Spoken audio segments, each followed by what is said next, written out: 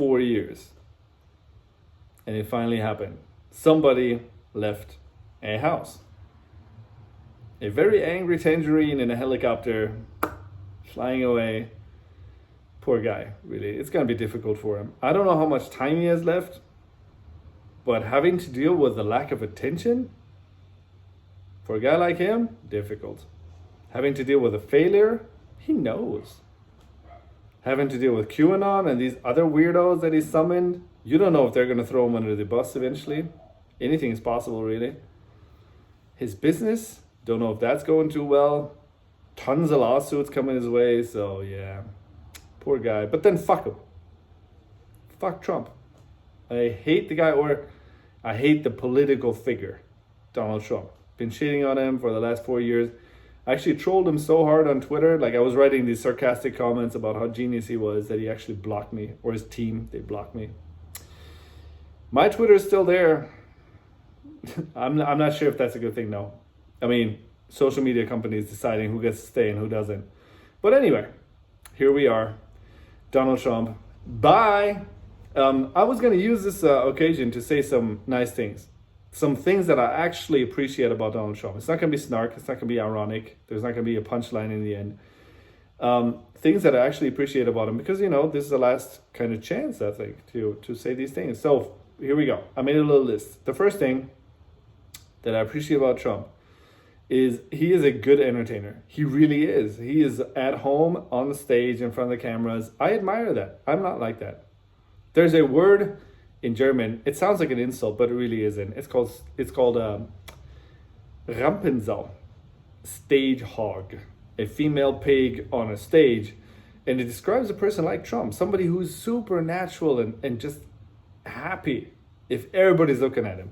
I'm not like that. Like in front of the camera, I feel shy. Yeah, I'm definitely shy when I have to do my presentations. In Germany, I talk about my travels. I show people pictures. They pay for a ticket. They sit there. I got an audience looking at me.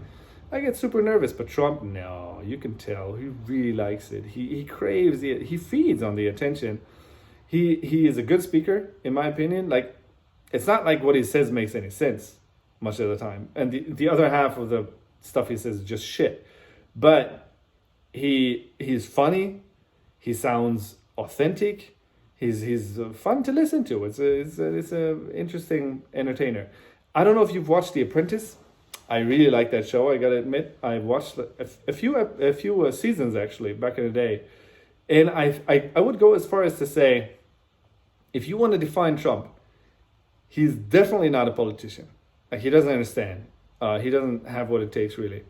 He's not a businessman because nobody really knows what's going on there, and there's just so much failure in his businesses. But what he is he's a reality TV show host. That's where he really shines. He's really good at it. His show was really entertaining. I mean, it was shit because it's reality TV, but that's kind of the trademark, right? But as a reality TV show, it was awesome. These people pretending to be business people, and then Trump in his suit pretending to be the boss and saying, "You're fired." It was awesome. And I think really I give him credit for that. He's a good entertainer. The second thing, I think he did this inadvertently, really.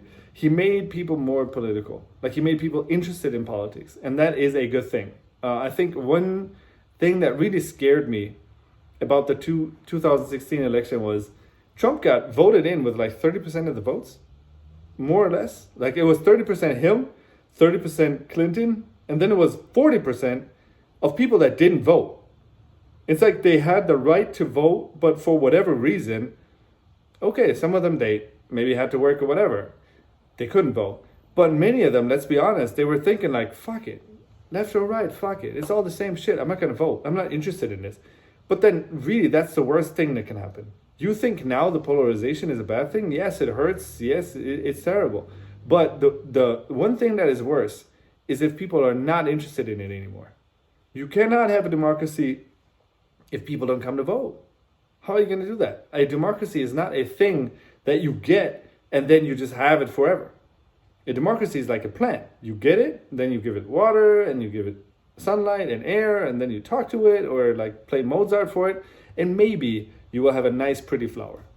But if you don't take care of it, it's going to die. Democracy is the same thing. If nobody votes, nobody cares, It's going to die. So Trump waking people up inadvertently, not because he thought of it, but just by doing what he did, is a good thing, even if it's painful. The third thing is more of an accomplishment, a direct accomplishment by Trump. He put the focus on China, or like on the CCP, on the Communist Party of China. I think that's a good thing. Not only for America, but for the whole world. I don't think he was the first one to do that. There's like some policies in the Obama administration already that is kind of going in this direction. I don't think he did it because he really cares about human rights or the political situation in China or democracy or anything. I think for him it was just kind of convenient to have China there to point at them. But the accomplishment is still there. We're more focused on China. I hope we will be even more later because it's important. And he has a part there. The next point kind of goes back to the last thing. He strengthened ties with Taiwan, with the better China, if you want.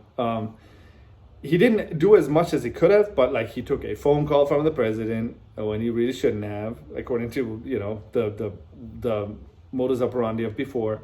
He sent some people over there. I think this was a really good thing. I am stunned by the hypocrisy of these liberal democracies, including like European nations, where you go like, yeah, we like human rights, we like democracy and the rule of law and freedom of speech, and Taiwan does all of these things really well. Like they tick off all the boxes, but then we're like, oh yeah, that's nice, but let's not call them a country. And let's definitely not have diplomatic relations with them because we don't want to anger the Communist Party of China because we want to make business. We want to do business in China, so we can't afford to. I think this is terrible. And I think Trump, in his own way, for whatever reason, strengthening ties with Taiwan a little bit, putting more attention there was a good thing. The next thing, I think Trump inadvertently made a lot of his allies, or like traditional allies of the States, made them more, let's say, reflective on their own role.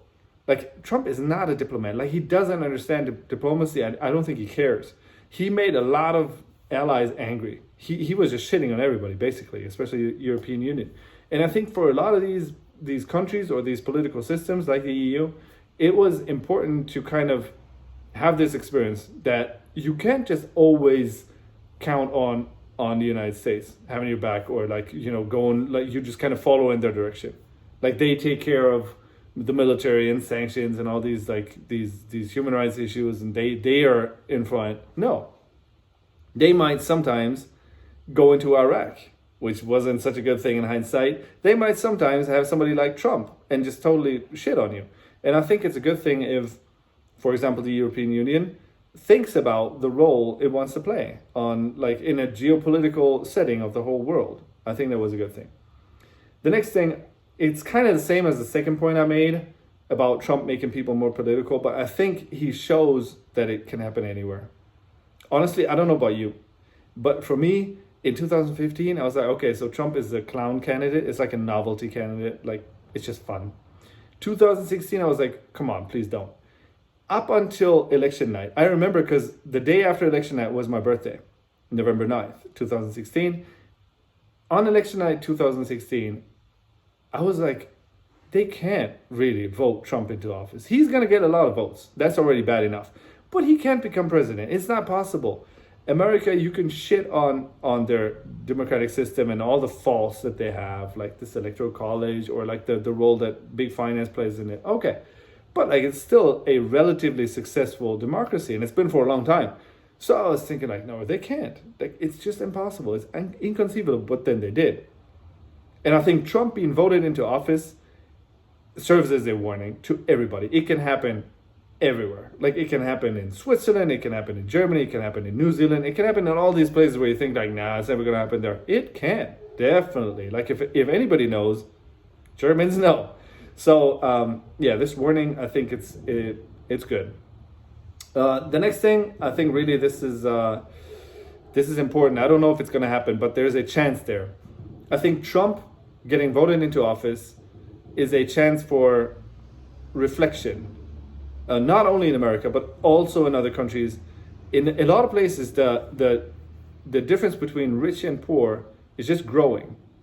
And life is getting difficult for people that feel like they're being left behind. I know Trump wasn't voted into office only because of economic anxiety, but it was a part.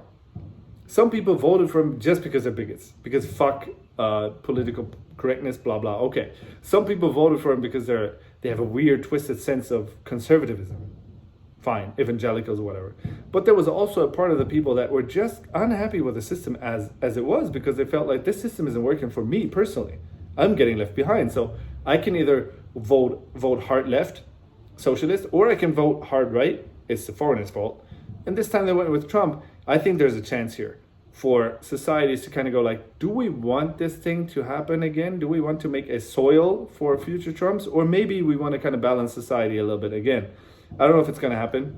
I have my doubts, but at least there's a chance there. The next one is a central accomplishment of Trump. I'm really happy about it. He made people show their true colors. I think this is really, you can't underestimate it, really. You can't overestimate it. I'm sorry. So like, there's these politicians like Ted Cruz. There's these TV personalities like Sean Hannity, like Tucker Carlson. There's these online people, these commentators like Ben Shapiro. And all of them, basically without Trump, you would look at them and think like, okay, I mean, they're really, really far right and stuff, but they're smart. None of them are dumb. They know how to talk into a camera. They actually make points. They bombard you with points, actually. They have their own inherent logic. And you look at them and you think like, that's like kind of makes sense. I don't know what to make of it, but it kind of makes sense. So maybe like the whole thing makes sense. But then Trump made them show their true colors, and they became like 100% loyal Trumpists. Even as Trump was tearing down American democracy with his whole election hoax thing and with sending his supporters to storm the Capitol, even at that point, they're still his loyalists, these people. And it's just nice that now we know. That now even people that might get taken in by their rhetorical skills or whatever, by their points, they know these guys, when it comes down to it, it's loyalty to Trump over everything. So I think this is a good thing. The last point sounds like snark, but it isn't. I am really, really relieved that Trump was so incompetent. It's terrible when you talk about COVID-19. Like, his incompetence just led to so many deaths. But in many other ways, it was good, because I think if he was competent, he could have inflicted so much more damage. Like, a lot of the things that he wanted to do, he just failed at doing them. But he could have. If there was a leader, a political person like Trump with that kind of stage persona, with that kind of charisma, that way of just attracting these followers, but also being interested in facts and numbers and being competent and being a good manager, you would have a much bigger problem right now in the States. And the thought of that is just horrifying. So thanks, Trump, for his incompetence. That's it. I say fuck Trump. I'm glad it's over. I don't think it is over, like really over. The soil is still there. His supporters are still there. He's still gonna make a fuss in the background, but at least he's not president anymore. Spare a thought for people who cannot vote out their leaders. Like, for example, Chinese people. They have a leader, Xi Jinping, who is equally incompetent, who is equally uneducated, who is equally a demagogue and a populist, but they can't get rid of him. Spare a thought for them. America, if you can heal yourself from this Trump shit, hats off. You did well. We will see, though. Peace. And fuck Trump.